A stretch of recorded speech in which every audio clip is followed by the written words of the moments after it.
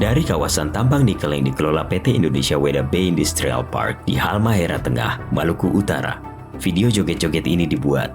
Lagu Chicken Dance, tawa, dan kerapian seragam kerja menjadi isi kontennya. Akun pembuat video itu milik Sufri Hirajak, pegawai IWIP, memiliki lebih dari 60.000 pengikut. Ia rutin menampilkan konten joget karyawan. Tujuannya menunjukkan sisi positif perusahaan.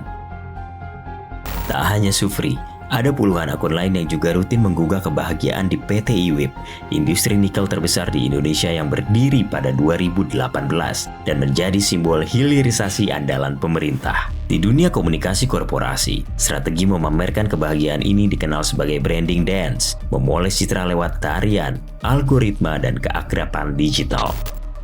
Tempo berkolaborasi dengan Code for Africa Laboratorium Digital dan Jurnalisme Data untuk menelusuri operasi pemolesan citra PT IWIP. Dalam 5 tahun terakhir, konten TikTok tentang aktivitas IWIP melonjak dari puluhan menjadi hampir 900 video.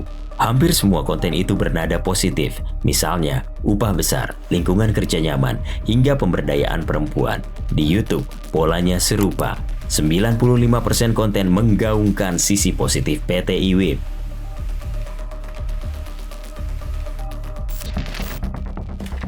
Kami menemukan 2 akun terafiliasi PT IWIP yang aktif menayangkan kegiatan positif seperti menanam bakau, memperingati Hari Lingkungan Hidup, dan video motivasi karyawan.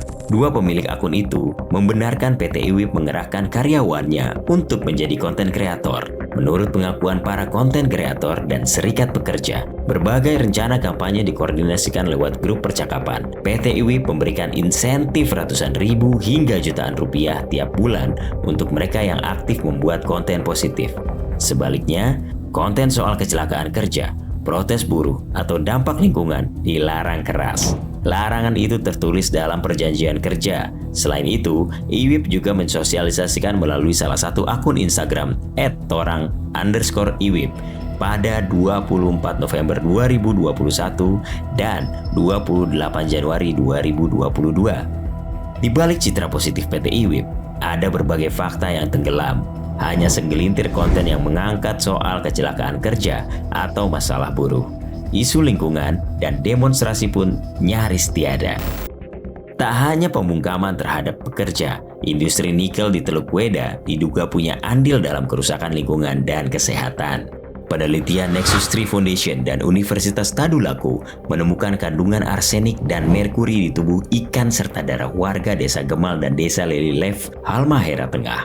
Kadar logam berat yang melampaui batas aman itu juga ditemukan di tubuh pekerja PT IWIP. Batas aman merkuri dalam darah adalah 9 mikrogram per liter dan arsenik 12 mikrogram per liter. Kerusakan lingkungan juga tak terbendung.